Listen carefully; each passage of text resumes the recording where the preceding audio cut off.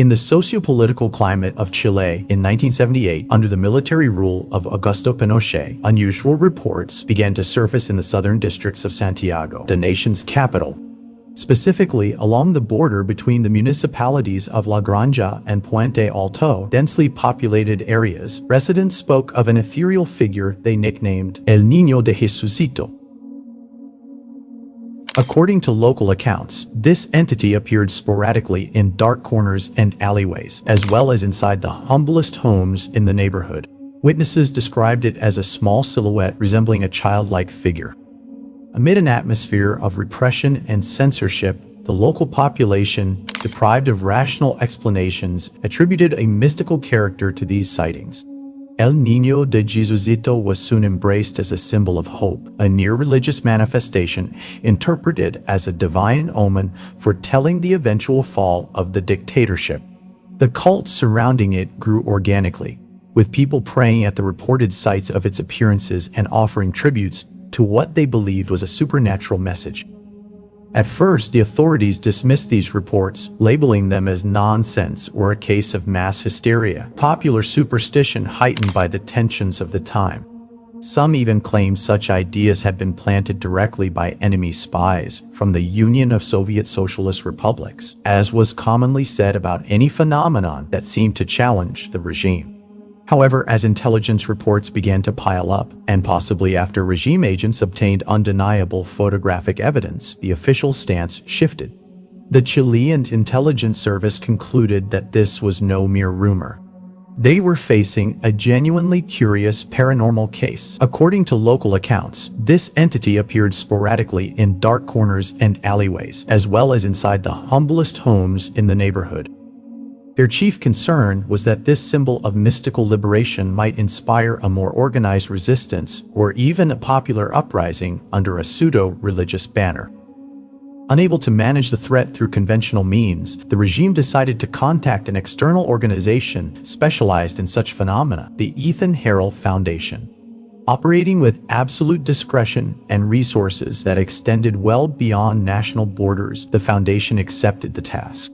This required the launch of an intensive intervention operation in the southern part of Chile's capital.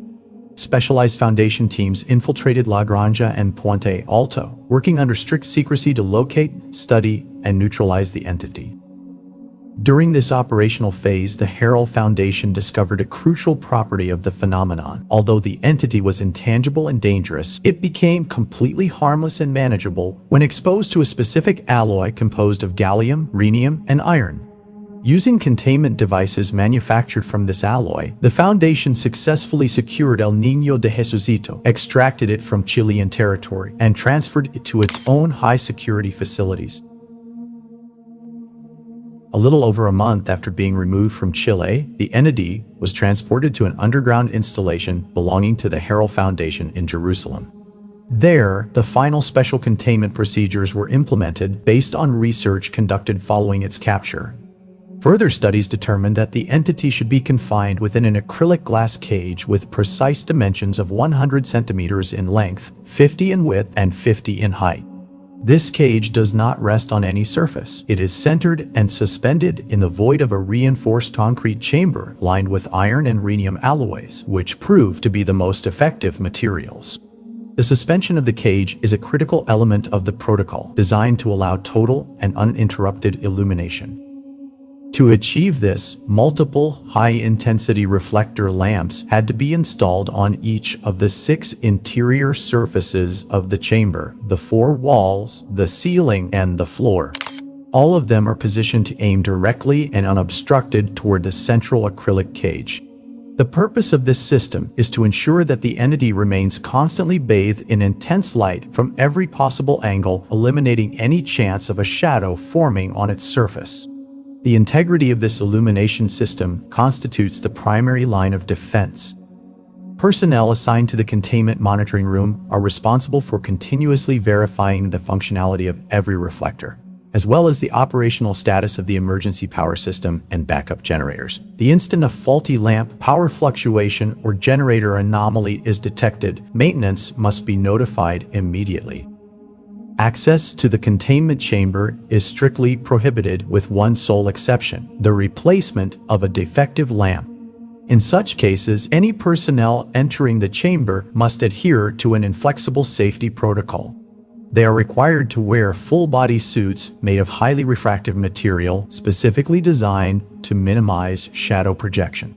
These suits must be constructed from isotopes of iron dysrenide. During maintenance operations, individuals are expected to exercise extreme caution to avoid blocking, with their bodies or tools, any of the other lamps that remain functional. The success of the mission and the survival of the personnel depends entirely on not casting a shadow over the cage.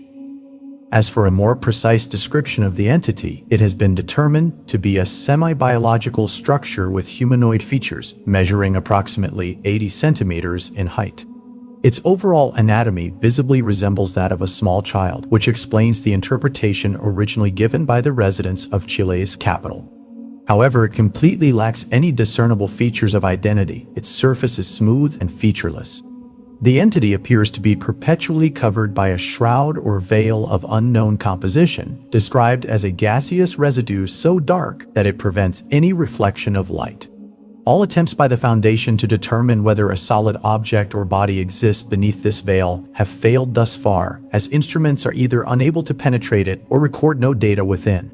The entity's reaction to the projection of shadows upon it is what defines its anomalous and dangerous nature. Its response is rapid and immediate. The instant a shadow, regardless of its source or size, comes into contact with the entity, it reacts. The entity will likely leap or lunge, not at the shadow itself, but at the object casting it. In a swift, fluid motion, the entity will completely envelop the object or individual with its gaseous veil. Immediately after this event, the entity returns to its normal size and form. Of the object or person that cast the shadow, however, no trace remains whatsoever. In fact, during an incident recorded in 2002, in which an Arab prisoner was exposed to the creature, his vital signs appeared to fade gradually over a period of 30 minutes, while he was presumably inside the entity. Edinburgh has one of the most distinctive underground tunnel systems in the United Kingdom, made up of a network of chambers, passageways, and stacked levels built mainly between the 17th and 19th centuries. The system emerged from the city's need to expand vertically as space on the surface ran out, combining structures intended for storage, commerce, and, over time, a variety of informal uses that were not always regulated. Many of these spaces lie beneath the South Bridge, inaugurated in the late 18th century, whose design included more than a dozen sealed vaults, each with dimensions ranging from small rooms only a few square meters across to broad chambers with arched ceilings rising more than 3 meters high. These vaults were originally meant to house shops and storehouses, but they were quickly abandoned because of persistent dampness, poor ventilation, and accumulating refuse, conditions that made continued use practically impossible.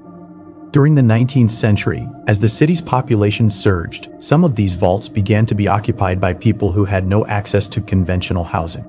Living conditions were minimal: dirt floors, almost no lighting, and cold drafts cutting through the stone walls without providing any real insulation. Even so, informal settlements took shape, where street vendors, craftsmen, and entire families lived side by side. Overcrowding, combined with the lack of basic sanitation, turned these areas into centers of disease and into zones where the municipal authorities rarely set foot. In fact, the tunnels and passageways multiplied to such an extent that many of the underground routes became completely unregulated and unknown to the officials above. With time, however, these occupations disappeared, the vaults fell back into disuse, and many of them remained sealed off for decades. Partial recovery of the underground system began in the mid-20th century, when local institutions and groups devoted to historical preservation started documenting the tunnels. Their surveys made it possible to record the layout of the chambers, the structural variations resulting from successive renovations, and a series of objects that bear witness to the many uses these spaces have had over the century. At the same time, public interest in the site grew, due in part to accounts tied to its less documented past.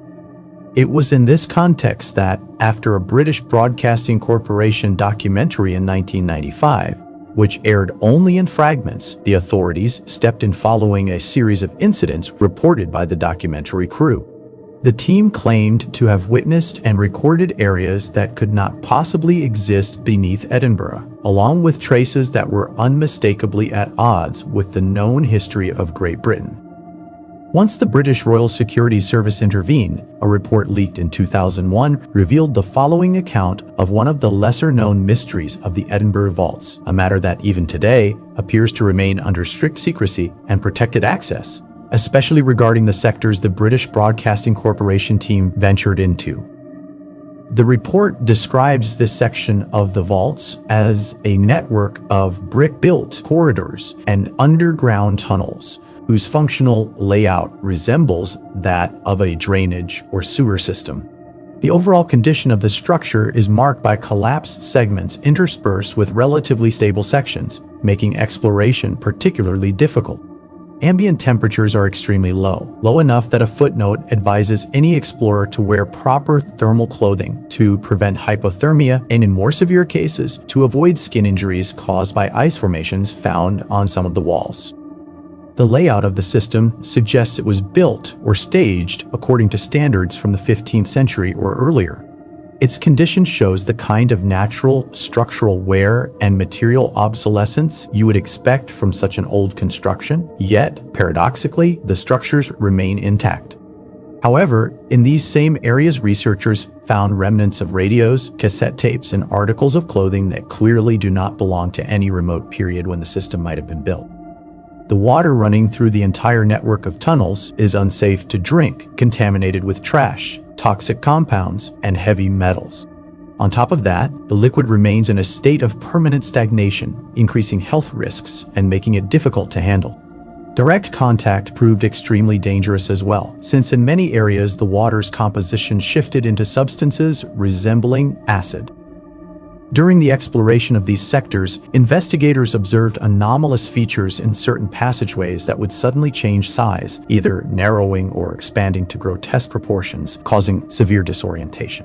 All of this happened in the blink of an eye, without any sound indicating a physical restructuring. Sudden changes in lighting conditions were also documented. In various sections, metal drainage grates allow a faint light to filter in from what is presumed to be the outside. However, every attempt to open these grates has failed. Another striking detail was the presence of candles placed in multiple corners of the passageways, suggesting that some kind of pagan ritual might have taken place at some point. Still, there was no evidence linking the site to any known religion, as the only ritual-related objects besides the candles were a set of masks. Aside from these specific details, the passageways are usually filled with a black mist, a water vapor tinted with coal dust, which, while potentially toxic after prolonged exposure, did not pose any immediate danger to the first people who entered the tunnels. Another significant section of this vast tunnel complex corresponds to the so-called flooded areas. These zones appear to have a depth similar to the rest of the passages, but once in contact with the water, explorers have found pits where, without strict safety measures, a person could easily end up sinking several yards below ground and drowning. Any attempt to recover those who have fallen in has proven exceptionally difficult due to the water's contamination and its composition, which differs from ordinary liquids and prevents the use of conventional rescue methods that rely on tracking air bubbles to determine the way out. In addition, the presence of floating debris is considerably higher than in the shallower sectors. Documents suggest that the ritual areas, where candles and masks have been discovered, tend to be located near the flooded tunnels. Within this immense network, determining day and night cycles is no simple task. Many electrical devices malfunction, and even mechanical ones, such as hourglasses, show gravitational irregularities. Likewise, every grate that should indicate the presence of daylight also emits light during nighttime in Edinburgh. Another oddity is the presence of traditional polyvinyl chloride pipe systems that produce the usual sounds of wastewater flow, yet no one has been able to trace them back to any residential area. There is simply no record of homes using such piping in the zones where these tunnels are believed to lie. Finally, The greatest danger relates to the sudden rise of water that floods many of these passages, an event that occurs entirely at random at least twice a day. The mechanism behind it remains completely unknown. During the strikes of 1992 in Poland, the country was going through one of the most complex stages of its post-communist transition. The economic reforms implemented at the beginning of the decade had caused a sharp industrial contraction, rising unemployment, and a significant loss of purchasing power. Amid that turmoil, labor and student protests spread across Warsaw and other cities, and social tension reached levels unseen since the 1980s. Clashes between demonstrators and security forces became routine, and numerous photojournalists documented the unrest, seeking to capture the rawness of that historical moment. It was during this period that a series of photographs began to circulate, attracting attention for reasons that initially seemed to be technical errors. In several of them appeared figures wearing police uniforms that no one recalled seeing at the scene. Their presence did not match the official security records or government reports. Yet, in the locations where those figures were captured, witnesses reported hearing gunshots and feeling physical disturbances in the air, as if a gravitational anomaly had briefly manifested. Despite the political and economic crisis dominating public attention, some citizens claimed to have seen, under different circumstances, a similar figure appearing in family photographs or linked to unexplained poltergeist-like events. What was first dismissed as exposure flaws or mere superstition began to resurface in other Eastern European countries undergoing political unrest. The reports shared consistent visual patterns and similar phenomena, distortions in the surroundings, fleeting appearances, and a kind of light interference that experts failed to reproduce in laboratory conditions. The recurrence of such cases led several independent observers to consider the possibility of a common phenomenon of unidentified origin. However, genuine interest from the scientific community and certain international institutions did not emerge until 1999, when incidents of the same nature were documented in New York City. The appearance of this peculiar entity marked a turning point. For the first time, its presence could be documented continuously and under controlled conditions. It was then that the Harel Foundation, an Israeli organization dedicated to the study and monitoring of anomalous phenomena, decided to intervene formally. From that moment on, the case became a top priority amid suspicions that the entity might be connected to another of a similar nature known as Hani, which had been tracked by the South Korean intelligence agency for at least 15 years. According to the most recent reports, the Foundation's radar and specialized equipment currently place this entity somewhere in the Pacific Ocean, approximately 1,000 kilometers off the coast of Papua New Guinea. Active monitoring is carried out by the Department of Uncontrolled Anomalies. This team maintains an exclusion zone near the shores of Papua New Guinea and throughout Oceania. Preventive measures focus on limiting unnecessary exposure of personnel to the effects caused by the entity, as it has been determined that certain armed hostilities tend to draw its activity. Current efforts are centered on mitigating the influence this anomaly may exert on urban centers and on understanding the extent of its supernatural capabilities, with the goal of designing effective isolation protocols once the entity is detected in major cities. Information security units permanently monitor digital media and communication networks to prevent the spread of public knowledge about the phenomenon, since even indirect exposure among large populations has been proven to produce unpredictable consequences and may attract the entity itself. The entity exerts an active and aggressive influence over reality itself. It is capable of altering past or present events in order to prevent its confinement, effectively disrupting the temporal sequence of occurrences. Individuals affected by its influence are, in most cases, unaware of it, and it is presumed that many have ceased to exist as a result of these alterations. Any attempt to quantify the scale of these disappearances has been deemed speculative due to the instability of the information surrounding the phenomena. According to the historical archives of the Harel Foundation, this entity was likely, in its origin, a human being. It was identified as a Soviet citizen who had been a victim of the Chernobyl incident, surviving for nearly 2 years despite the horrific consequences to his body. Shortly after his burial, witnesses reported seeing his body rise and leave the cemetery, after which he vanished completely. Since then, manifestations associated with this entity have progressively increased, showing a clear evolution in its capabilities. The earliest records described the entity as exhibiting symptoms consistent with extreme Satowski-type schizophrenia, paranoia, dysphoria, manic and depressive episodes, auditory and visual hallucinations, and a profound inability to distinguish tangible, personal events.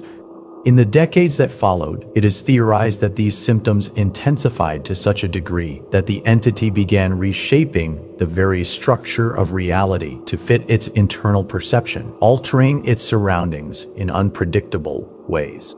It is virtually impossible to determine how many times the world has been reconfigured by these interventions, as the alterations rarely leave perceptible traces. In fact, its origin as a Soviet agent from the nuclear plant remains only one of several hypotheses, albeit the one with the highest level of credibility, though still within very low margins of certainty. All direct attempts at containment have proven unsuccessful to this day. The entity has clearly been impossible to confine within cells or to subdue through tranquilization or memory suppression, as it manipulates its surroundings to eliminate any form of threat or restraint. The only unauthorized attempt to locate it, carried out in 2009 in the Pacific Ocean, resulted in the deaths of approximately 8 Australian agents involved in the operation. For this reason, current strategies focus on mitigating the collateral damage caused by its presence and minimizing the instability it generates rather than achieving any form of definitive physical containment. Over the years, the entity's appearance has ceased to be fully human. At present, through advanced spectroscopy, partial approximations of its form have been obtained, though its manifestation remains inconsistent, sometimes vaguely humanoid, other times entirely abstract. Its proximity distorts the local structure of space-time, producing gravitational anomalies, irregular time lapses, and occasional energy bursts capable of altering or destroying entire regions. Although it remains inactive and seemingly directionless most of the time, its active phases tend to be lethal to any nearby organism and potentially catastrophic for vast areas of the Pacific Ocean where its activity has been observed. Despite the risks, the Harel Foundation continues the systematic observation of the phenomenon. The most recent records indicate that the entity displays erratic behavior, moving across oceanic regions where detection remains limited. Its presence, though faint, continues to produce measurable fluctuations in global observation systems, and its study remains a priority due to the profound implications its existence holds for the very understanding of reality itself. In the year 2000, an agricultural emergency in Wilson County, Wyoming, prompted a series of official investigations aimed at determining the cause of a contamination outbreak affecting several rural properties in the area.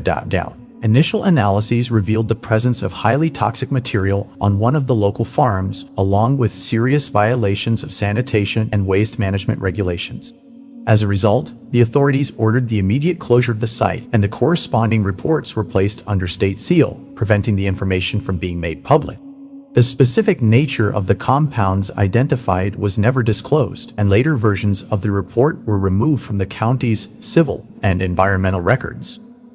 A few weeks after the incident, the affected area was taken over by a private research group known as the Harel Foundation, an organization that had already been mentioned in connection with other cases classified by federal authorities as high risk or of special interest. Members of the foundation established a security perimeter around the closed farm and, within days, completely dismantled all existing structures, including storage facilities, silos, and secondary buildings. Local residents reported that the operation was conducted under strict confidentiality and heavy security, with no access granted to outsiders or members of the press.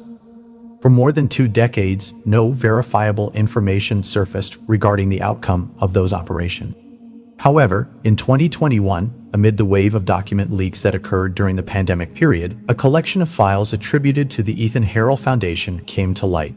These documents suggested that during the 2000 intervention, researchers had uncovered an anomalous structure beneath the farm, an opening or access point leading to an expanse of unknown terrain. According to the reports, this area appeared to replicate, with striking precision, the typical landscape of the Wyoming prairies. Vast fields, lines of trees, country roads, yet displayed features that defied known natural conditions and could not be linked to any actual location within the United States. According to the records contained in those documents, the first formal expeditions into this anomalous region began in 2001, led by teams specializing in biological hazard control and the exploration of non-conventional environments. Later reports described the area as a space of indeterminate size, stable in its morphology, and free from any detectable pathogens, though its authenticity remains a subject of debate within academic and scientific circles. To this day, the validity of the evidence and testimonies related to the discovery has not been conclusively verified.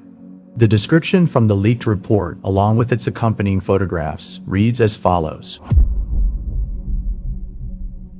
This vast expanse forms a seemingly endless landscape of prairies covered in wheat and barley, stretching as far as the eye can see in every direction. At first glance, the terrain appears uniform, but closer observation reveals that the crops are arranged in plots divided by rows of trees and shrubs. These natural boundaries, however, display a peculiar appearance. More often than not, the plants that compose them show signs of fire damage, blackened trunks, and leafless branches, as if a recent blaze had swept through the area. Yet the landscape carries no scent of ash, nor does it show any visible trace of active combustion, leading researchers to suspect that the charred appearance of the vegetation is a persistent feature of the environment rather than the result of ongoing processes. The climate in this region remains constant and monotonous. The sky is perpetually gray and opaque, blanketed by low clouds that barely allow sunlight to filter through. At times, a fine, fleeting drizzle breaks the stillness of the air, but outside those brief moments, the atmosphere remains motionless, shrouded in a dense mist that clings close to the ground. No significant variations in temperature or light conditions have been recorded. This perpetual state of daylight, combined with the total absence of pronounced shadows, makes it nearly impossible to perceive the passage of time. Explorers who have crossed these plains report that their sense of time becomes distorted. With no distinguishable sunrise or sunset, the day's cycle appears frozen. Some accounts mention a warmer hue along the horizon, reminiscent of sunset, that can persist for hours or even days without any apparent transition. Nightfall has never been observed. The research conducted on this environment encompasses more than 20 expeditions carried out over several years. The data collected allow the area to be classified as a relatively benign environment, devoid of any major threats.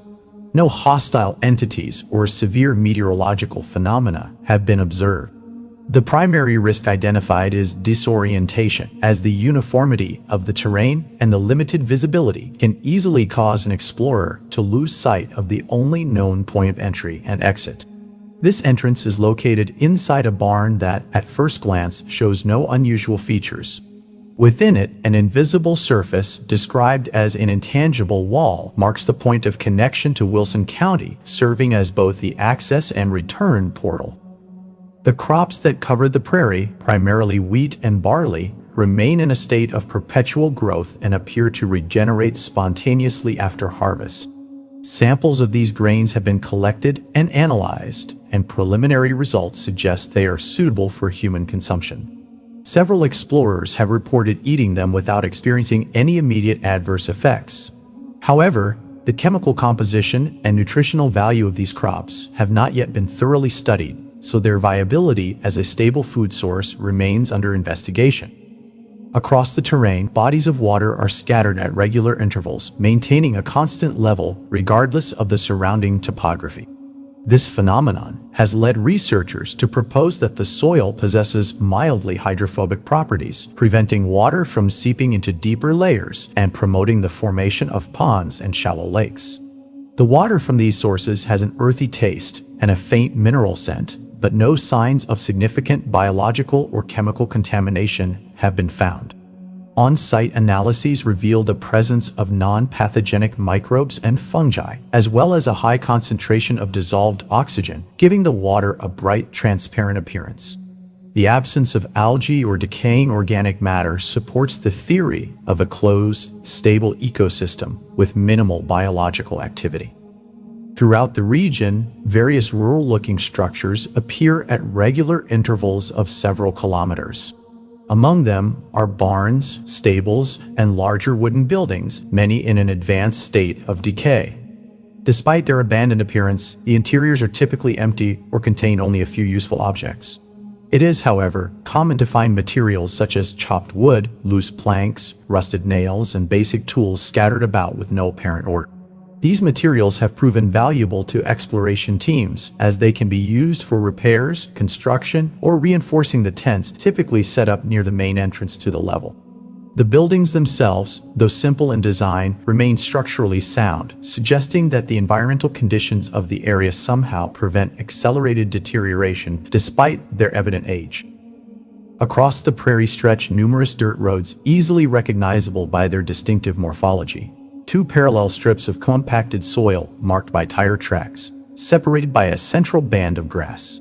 These tracks suggest relatively frequent vehicular movement, presumably from cars or tractors, implying the past, or perhaps ongoing, existence of some kind of agricultural or logistical activity in the area. However, despite these unmistakable signs of use, no functioning vehicles have ever been recorded within the region, apart from those brought in by the research teams themselves. Moreover, the tracks were already present before the site's official discovery in the year 2001. Even more peculiarly, the marks do not appear to regenerate. The soil shows no signs of erosion or natural recovery, and all attempts to restore its surface, such as sowing seeds along the paths, have failed. Plants simply do not germinate on these compacted areas, even under controlled conditions with regular irrigation. Among the most remarkable findings of later expeditions was the discovery of large volumes of composted soil within several barns. These deposits occupy significant portions of the interior, sometimes covering the floor to a depth of over 1 meter. Within them, dense clusters of worms and other annelid-like organisms have been found, none of which correspond to any species known to modern taxonomy.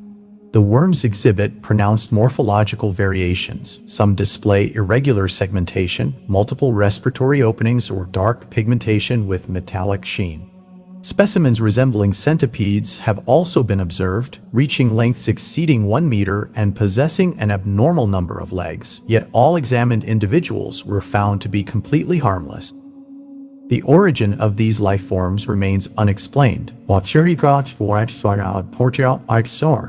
Preliminary studies failed to establish any connection between them and known terrestrial biological groups.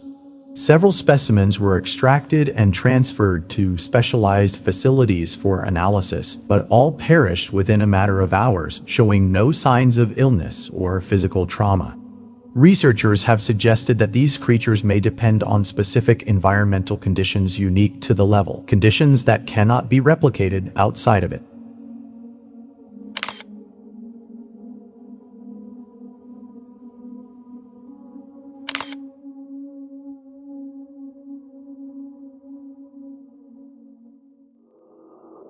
When winter settles over Alaska, certain settlements in the far north experience a well-documented phenomenon seen in places like Barrow, where the sun can remain below the horizon for nearly 65 consecutive days.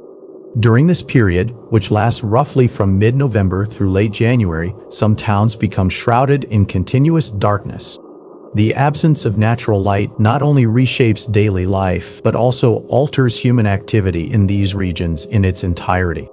Visitor numbers drop sharply, to the point where virtually no vessel reaches their shores. Likewise, the movement of cars and trucks becomes a rare occurrence.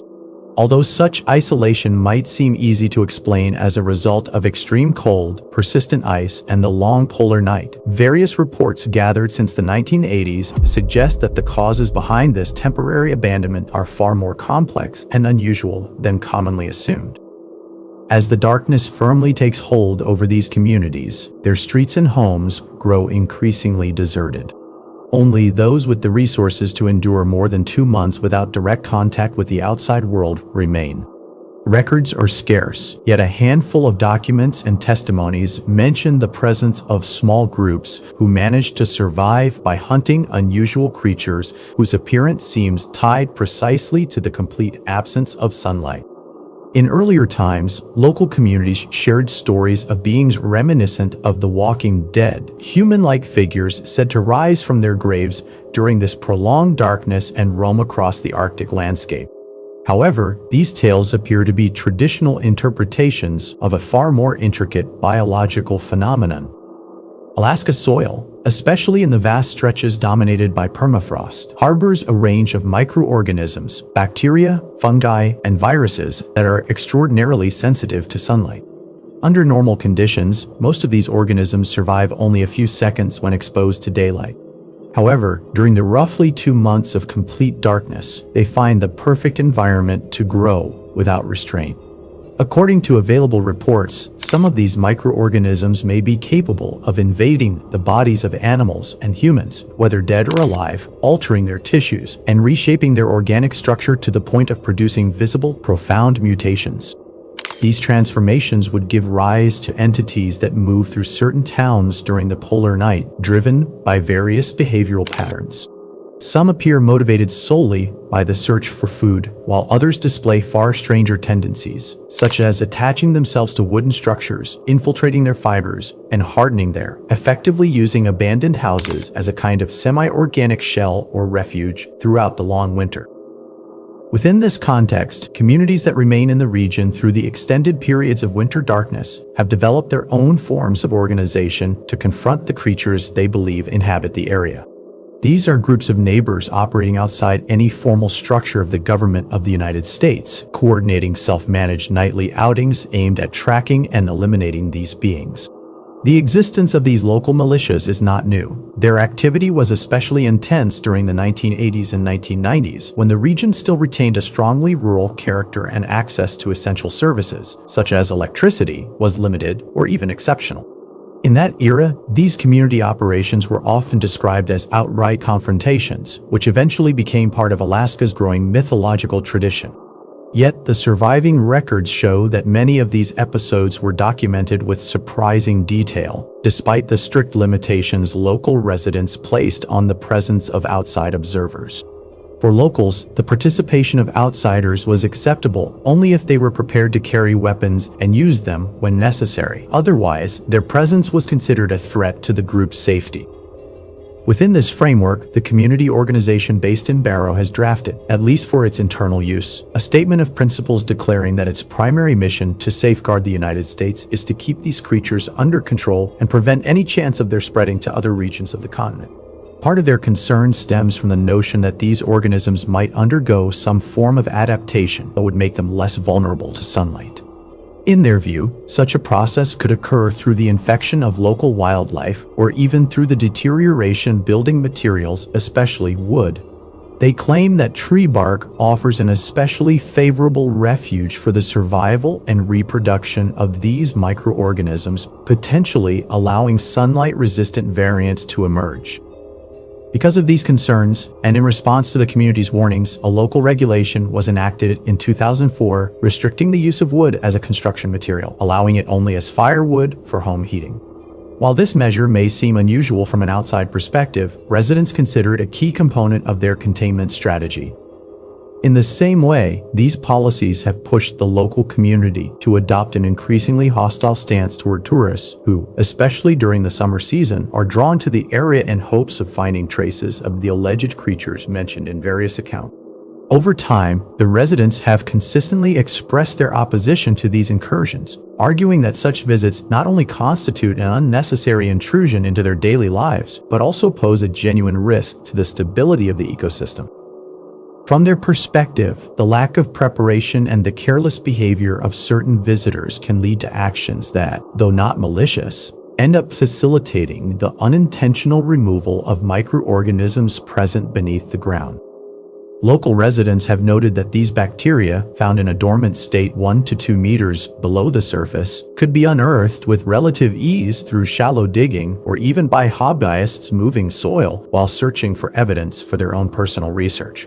Since these microorganisms can survive for long periods under extreme environmental conditions, residents fear that bits of contaminated soil could be carried out of the area without visitors ever realizing it.